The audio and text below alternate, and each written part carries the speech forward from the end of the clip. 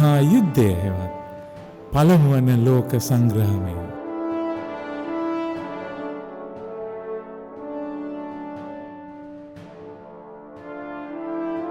1914 ජූනි මාස 28 යුද්ධය ආරම්භ විය.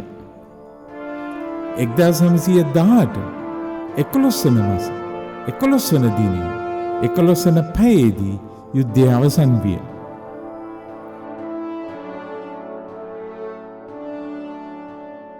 ප්‍රධාන ලෝක සන්ධාන දෙකක් අතර යුද්ධය පැවතුණේ.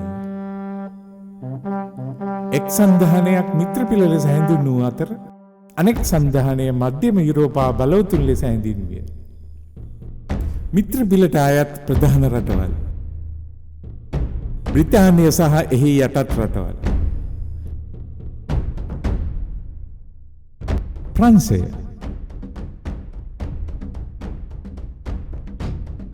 සර්බියාව, බෙල්ජියම්,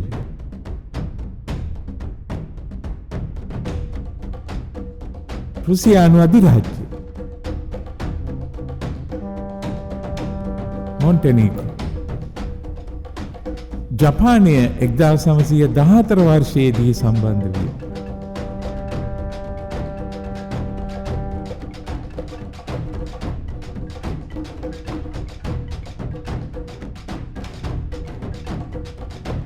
ඉතාලිය 1915 වර්ෂයේදී සම්බන්ධ විය. මධ්‍යම යුරෝපා බලවතුන්ගේ පිළට අයත් වූ රටවල්. ජර්මන් අධිරාජ්‍ය,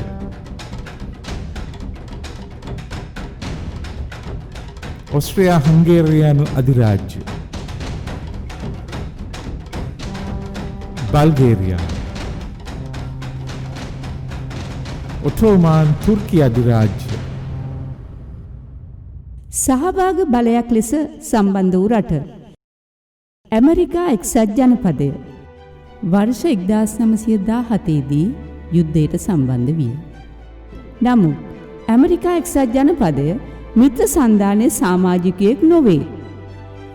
එක්සත් ජනපදයේ යුද්ධයට අවතීර්ණ වූ විට එවක එක්සත් ජනපද ජනාධිපති වූ තෝමස් වුඩ්‍රෝ විල්සන් මහතා අවධාරණය කර සිටියේ තම රට මිත්‍ර බලවේගයකට වඩා සහභාග බලයක් ලෙස හැඳින්විය යුතු බවයි. එක්සත් ජනපදය තමන්ගේම හේතුන් මත යුද්ධයට අවතීර්ණ වී ඇති බවත් එම හේතු මිත්‍ර රටවල අරමුණු සමග සමපාත නොවන බවත් වුඩ්‍රෝ විල්සන් මහතා අවධාරණය කළා. ඇමරිකා එක්සත් ජනපදයේ හුදකලා විදේශ ප්‍රතිපත්තිය. එක්සත් ජනපදයේ පළමුවන ජනාධිපති වන ජෝර්ජ් වොෂින්ටන් මහතා ශක්තිමත් ආර්ථික පදනමක් ඇතිවන තෙක් ඇමරිකාව ලෝක අර්බුදවලට සම්බන්ධ නොවිය යුතු බව ප්‍රකාශ කළා. මෙම හුදකලා ප්‍රතිපත්තිය අනුප්‍රාප්තික ජනාධිපතිවරුන් විසින්ද අනුගමනය කළා. ජනාධිපති ජේම්ස් මොන්රෝ විසින් 1820 දී මොන්රෝ ප්‍රකාශනය මගින්ද ඇමරිකාවේ හුදකලා ප්‍රතිපත්තිය තහවුරු කළා. එක්සත් ජනපදයේ යුරෝපීය බලවතුන්ගේ අභ්‍යන්තර කටයුතු වලට හෝ යුද්ධවලට මැදිහත් නොවනු ඇත.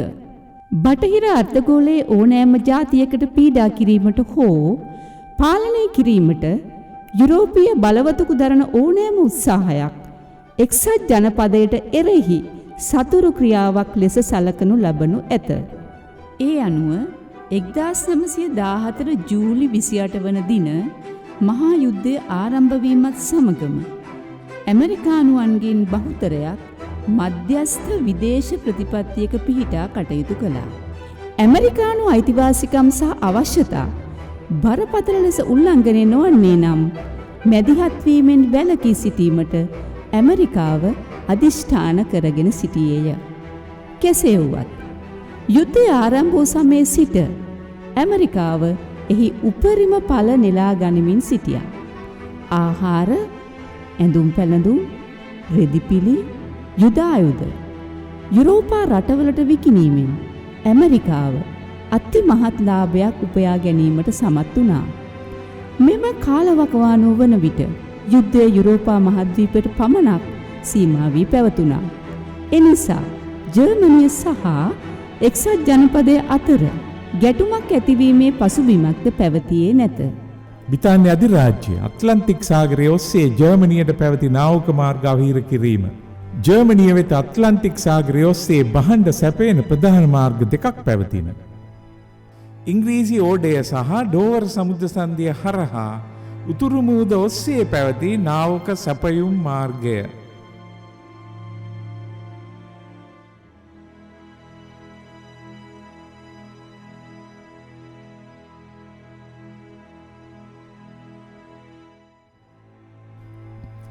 ස්කොට්ලන්තයේ උතුරින් පිහිටි සාගරික ප්‍රදේශය හරහා උතුරු මුහුද ඔස්සේ පැවති නාවක සැපයුම් මාර්ගය.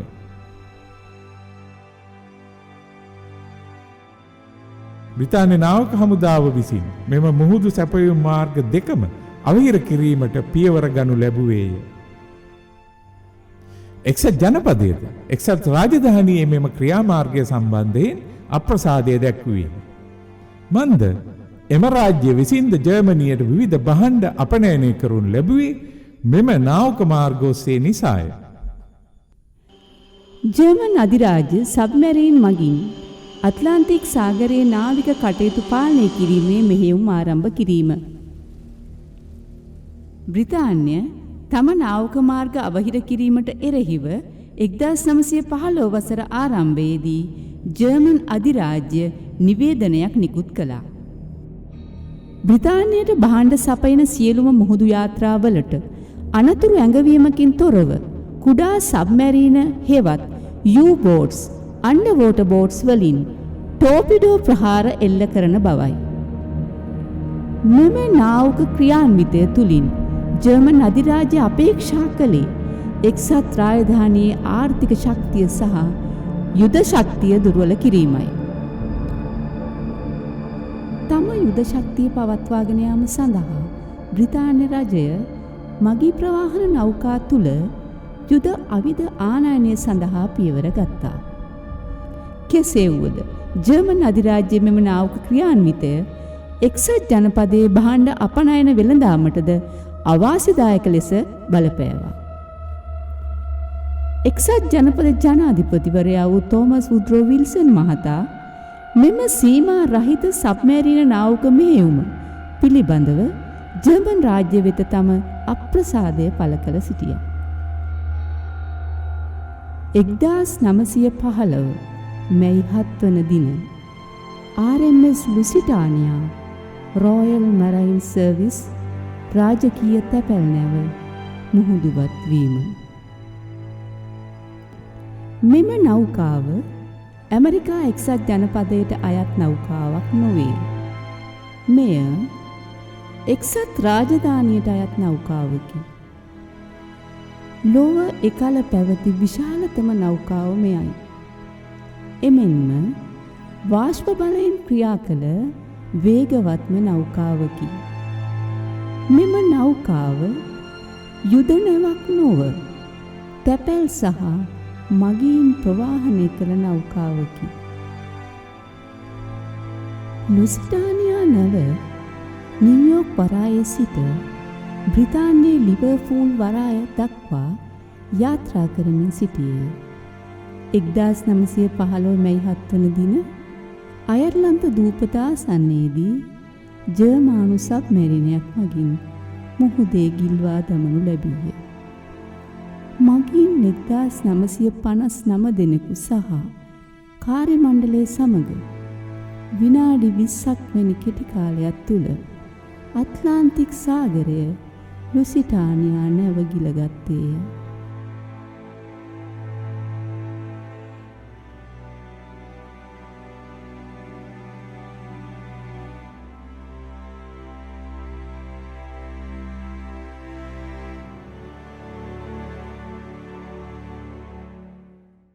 පසුව කරන ලද සමීක්ෂණවලදී හෙළිදරව් වූයේ මෙට්‍රික් ටොන් 157ක් බර ඇති රයිෆල් පතරුම් සහ ෂෙල් වෙඩි තොගයක්ද මෙම නැව මගින් ප්‍රවාහනය කරමින් පැවති බවයි. මියගිය මගීන් අතර එක්සත් ජනපද පුරවැසියන් 128ක්ද සිටිය. මෙලෙස ඇමරිකානු පුරවැසියන් මිය යාම සම්බන්ධව එක්සත් ජනපද ජනතාව තුළ කෝපයේ රැල්ලක් පැතිර ගියා. කෙසේ වුවත් එක්සත් ජනපද රජය මධ්‍යස්ථ භාවය පිළිබඳ ප්‍රතිපත්තියේ දිගටම රැඳී සිටියා. 1916 ඇමරිකාවේ ජනාධිපතිවරණ වර්ෂයයි. වුඩ්රෝ විල්සන් මහතා දෙවන වරටත් ජනාධිපතිවරණය සඳහා තරග කිරීමට අපේක්ෂාවෙන් සිටියේ. එවන් පසුබිමක් තුළ එක්සත් ජනපද ජනතාව වෙනත් මහද්වීපයක පවතින යුද්ධයක් කරා ගෙන යාමට වුඩ්රෝ විල්සන් ජනාධිපතිවරයාට අවශ්‍ය වූයේ නැත. 1916 ජනාධිපති තරගයේදී ජනාධිපති වුඩ්රෝ විල්සන් නැවත තේරී පත්විය. ඔහුගේ මැතිවරණ සටන් පාඨය වූවේ ඔහු අපව යුද්ධයෙන් ඈත් කර තබා ඇත. තෝමස් වුඩ්රෝ විල්සන් මහතා නිවේදනයක් නිකුත් කරමින් ප්‍රකාශ කර සිටියේ ජර්මනිය සීමා රහිත සබ්මරීන යුද්ධය නතර කළ යුතු බවයි. එක්සත් ජනපදය සමග මිත්‍රශීලී සම්බන්ධතා පවත්වාගෙන යාමට ජර්මනියට අවශ්‍ය විය. එම නිසා වාණිජ හෝ මගී ප්‍රවාහන නෞකාවලට තෝපිඩෝ ප්‍රහාර එල්ල කිරීමට පෙර අනතුරු ගැවීමට මගීන්ගේ සහ කාර්ය මණ්ඩලයේ ජීවිතවලට ආරක්ෂාව සැපයීමට ජර්මනිය පොරොන්දු විය. ඉතිහාස වාර්තාවල එම ප්‍රකාශය සසෙක්ස් ප්ලෙජ් නමින් හැඳින්වේ. කෙසේ වුවත් මෙය ප්‍රායෝගික ක්‍රියාමාර්ගයක් නම් නොවී. සාමය සඳහා දෙපාර්ශවයටම ආරාධනා. ජයග්‍රහණයෙන් තොර සාමයක් යන තේමාව යටතේ වුඩ්රෝ විල්සන් මහතා මිත්‍රපාක්ෂික රටවලට මෙන්ම මධ්‍යම යුරෝපා බලවතුන්ටද සාම සාකච්ඡා සඳහා ආරාධනා කළා. නමුත් මේ වන විට ජර්මන් ජාතිකයින් බහුතරයකගේ මතය වූයේ වුඩ්රෝ විල්සන් ජනාධිපතිවරයාගේ මධ්‍යස්ථ භාවයෙන් ජර්මනියට ඇතිවන සෙතක් නොමැති බවයි. 1917 ජනවාරි 31 වන දින ජර්මනිය සීමා රහිත සබ්මරීන යුද්ධය නැවත ආරම්භ කිරීම. වුඩ්රෝ විල්සන් ජනාධිපතිවරයා ජර්මනිය සමග රාජතාන්ත්‍රික සම්බන්ධතා බිඳ දැමීම මුලදී මැලිකමක් දැක්විය. මහජන උද්ඝෝෂණ සහ සෙනෙට් සභික උපතිස්වලට අනුව යමින් ඔහු 1917 පෙබරවාරි 3 වන දින ජර්මන් අධිරාජ්‍ය සමග පැවති රාජ්‍යතාන්ත්‍රික සම්බන්ධතා බිඳ දැමීමට තීරණය කළේය. මෙම කරුණු සියල්ලෙන්ම අපට පැහැදිලි වන්නේ ලුසිටානියා නැව මුහුදේ ගිල්වා දැමීම ඇමරිකා එක්සත් ජනපදයට ජර්මන් අධිරාජ්‍යයට විරුද්ධව යුද ප්‍රකාශ කිරීමට හේතු වූයේ නැති බවයි. ඇමරිකා එක්සත් ජනපදය ජර්මන් අධිරාජ්‍යයට එරෙහිව යුද ප්‍රකාශ කිරීමට හේතු වූ සිද්ධිය.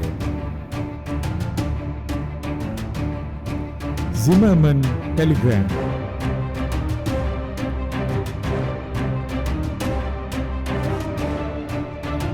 එකල ජර්මානු විදේශ ඇමති ආතර් සිමර්මන් මෙක්සිකෝවේ ජර්මන් තානාපතිවරයා රහස් කේතන ක්‍රමයක් භාවිත කරමින් ටෙලිග්‍රෑම් පණිවිඩයක් යවුවේ.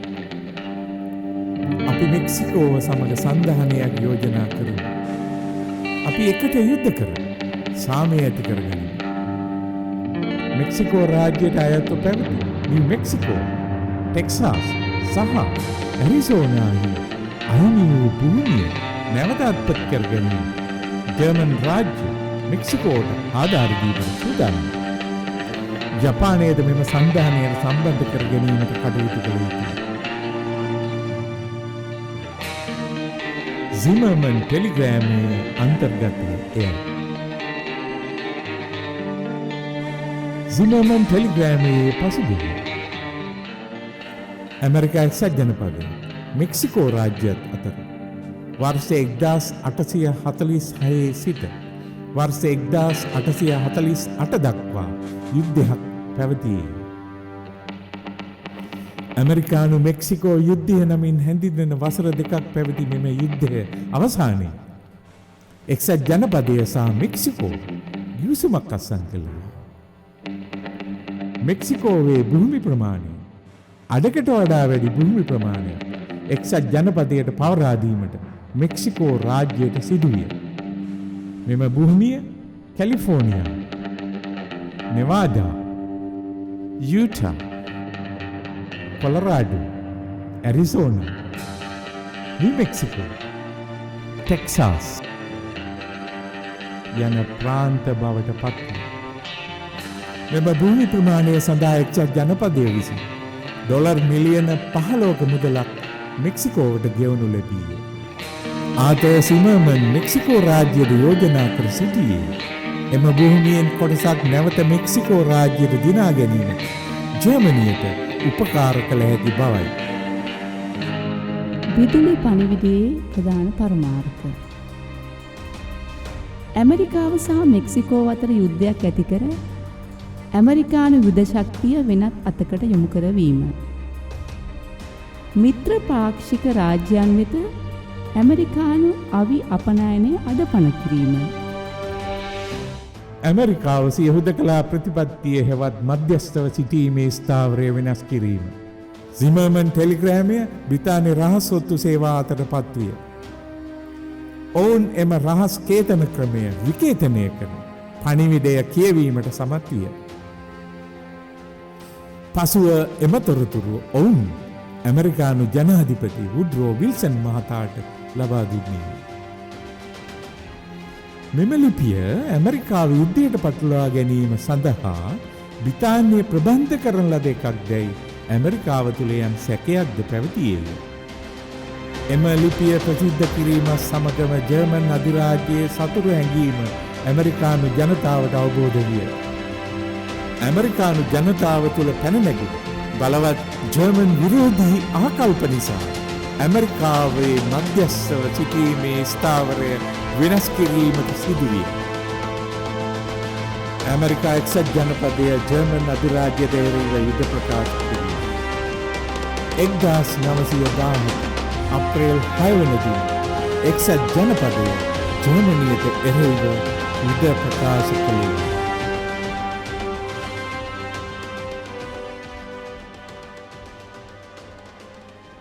ඒ අනුව අපට හොඳින්ම පැහැදිලි වන්නේ කුමන කරුණක්ද?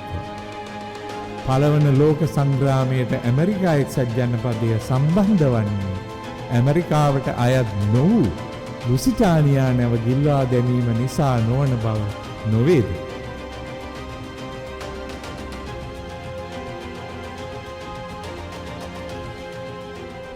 එක්සත් ජනපදය ජර්මනියට එරෙහිව යුද ප්‍රකාශ කළේ ලුසිටානියා නැව සමග ඇමරිකානු පුරවැසියන් 128 දෙනෙකු ජීවිතක්ෂයට පත් වී වසර 2ක් පමණ ගෙවී ගිය පසුවයි.